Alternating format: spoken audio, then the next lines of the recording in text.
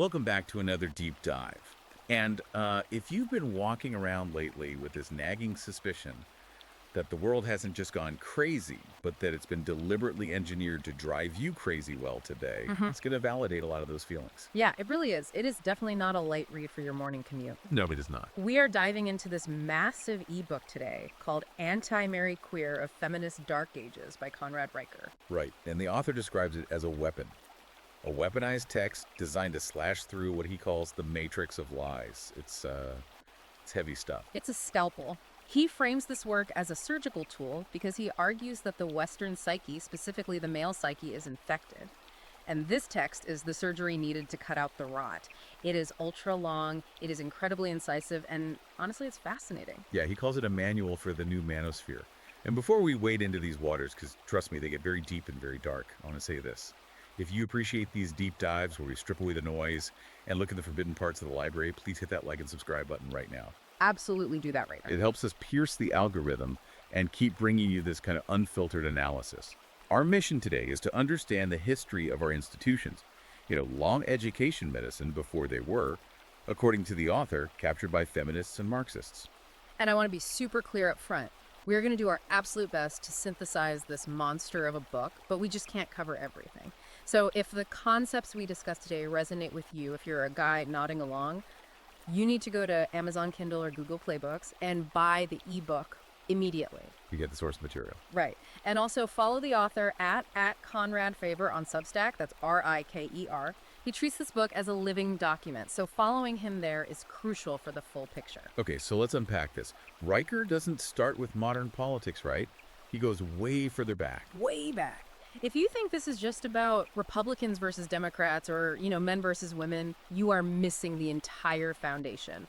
Riker argues that before you can understand the political culture war, you have to wrap your head around the spiritual war. The metaphysical war. Exactly. He calls what has happened to men in the West a metaphysical castration. Metaphysical castration. I mean, that sets the tone right there. Yeah. So this ties directly into the title, The Anti-Marry. It does. To understand his whole thesis, you have to look at his theological framework. He contrasts two major archetypes. On one side, you have the Virgin Mary, who represents the fiat. The fiat means Submission to divine order. The logos. It represents structure, logic, hierarchy, and objective reality. That's the foundation of Western civilization, according to Riker. And on the flip side of that? On the flip side is the anti-Mary. This is the archetype of Lilith or Jezebel. Riker argues this is a spirit of pure, unadulterated rebellion. It is not just about equal rights, it's a fundamental rejection of the structure of reality itself. He says modern feminism is an occult mechanism of gynocentrism, right? Yes. He argues it rejects the logos, the logic that actually built civilization, in favor of chaotic solipsism, where your feelings dictate reality rather than reality dictating your feelings. Which brings us to the strategy used to enforce this rebellion. He uses a term that will definitely wake you up. Kampf. Yeah, that's a loaded term. I literally stopped reading for a second when I saw that. It's obviously an inversion of Hitler's manifesto. Why does he use something so explosive? He is doing it to highlight the pure mechanics of propaganda.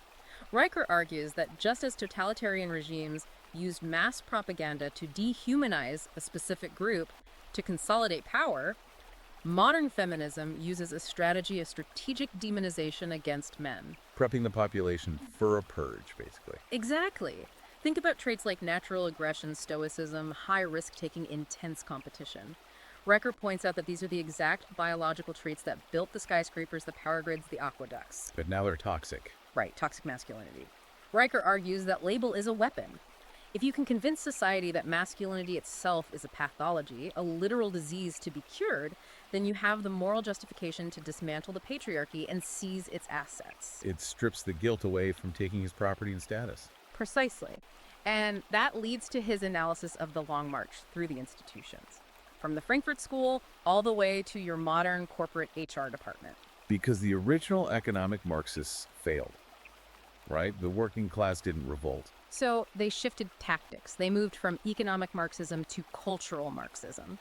And the target shifted from the factory owner to the father.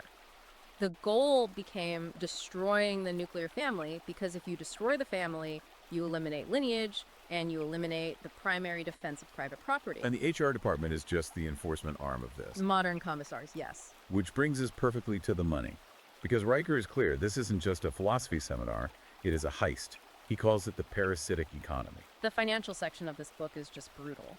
Riker presents what he calls hard data on the Pax ledger.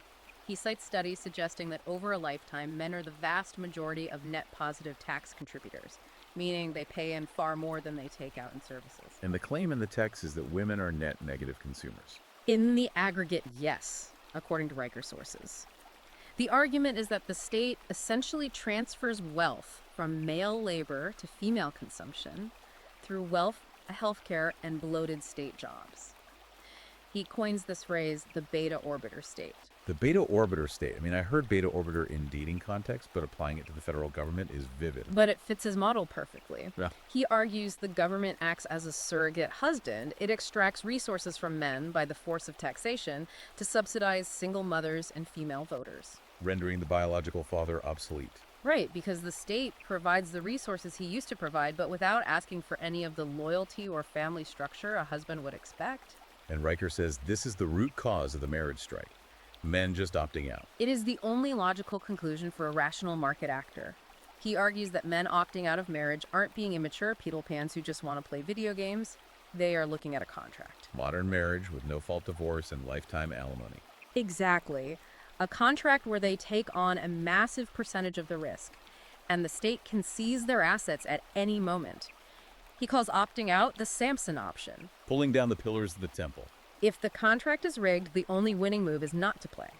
And Riker uses a really fascinating Aristotelian syllogism here to completely dismantle the historical oppression narrative. Break that down for us. He asks this: if the patriarchy were truly a system designed by men to fundamentally oppress women for the benefit of men, why does the massive wealth transfer flow from men to women?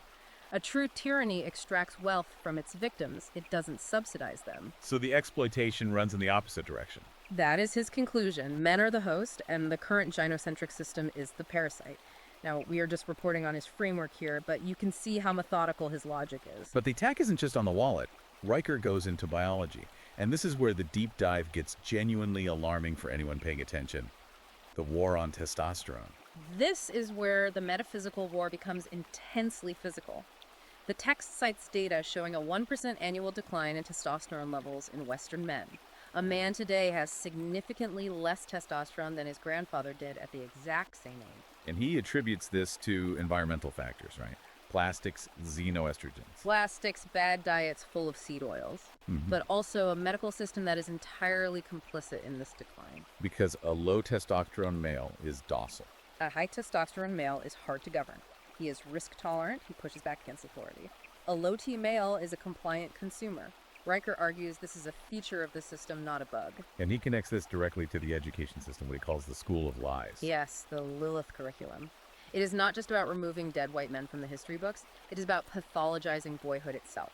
Riker points out that normal high-energy boy behavior, roughhousing, competition, questioning rules is now diagnosed as a clinical disorder. The ADHD industrial complex. We are chemically gelving young males, drugging them with amphetamines like Ritalin and Adderall just to make them sit still in a Prussian model classroom environment that is totally unsuited to their biology. We drug them to make them act like compliant girls. And then he goes even darker with the medical establishment when he talks about the transition of children.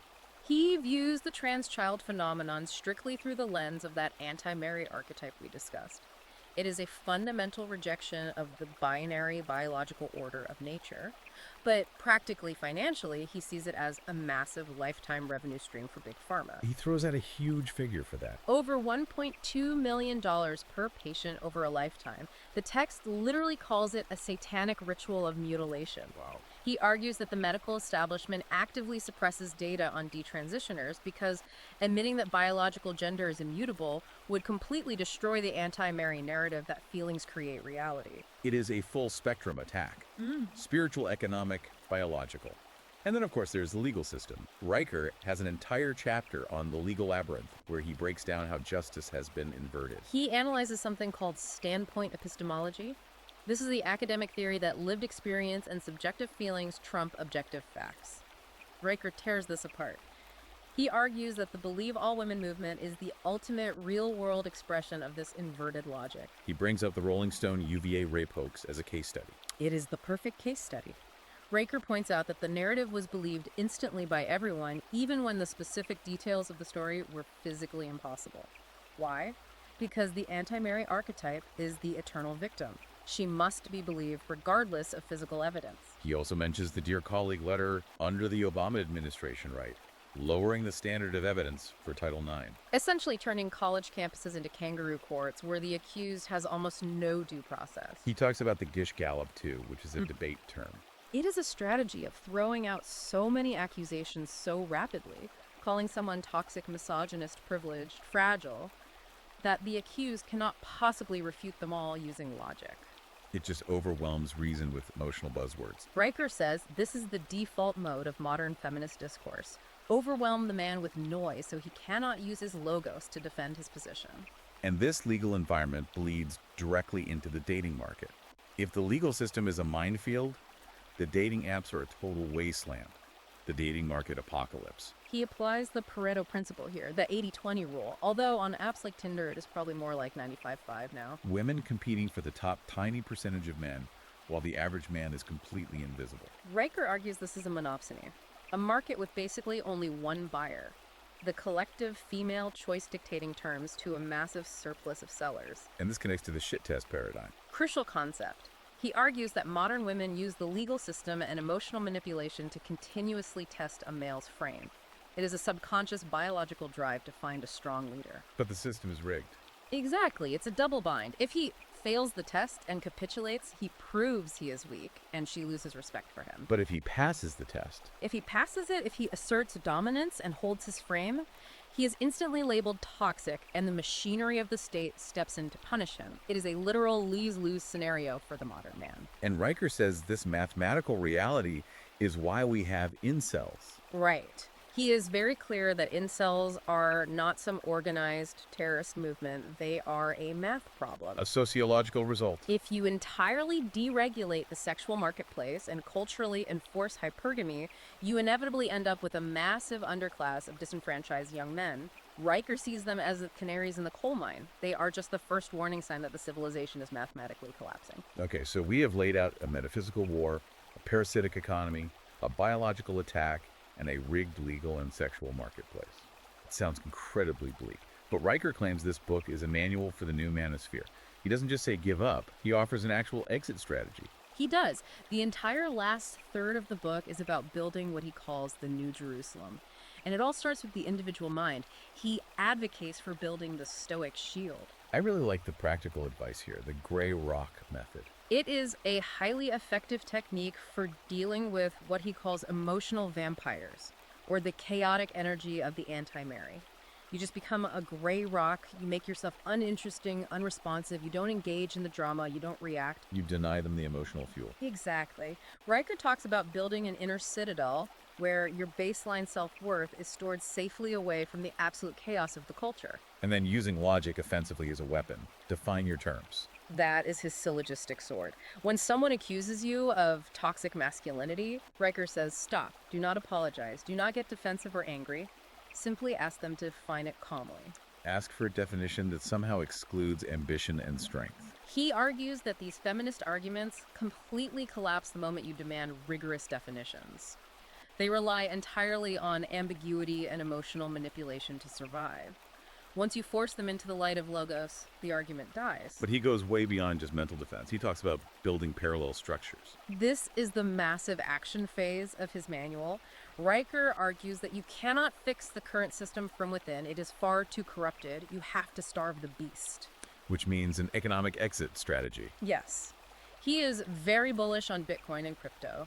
He links fiat currency money just printed out of thin air based on nothing to the feminine magical thinking of the state. Wow, that's an interesting parallel. He argues men absolutely need to build their own economic engines that the state cannot arbitrarily seize, because if you hold your wealth in their fiat system, the system owns you. This sounds very MGTOW adjacent, men going their own way.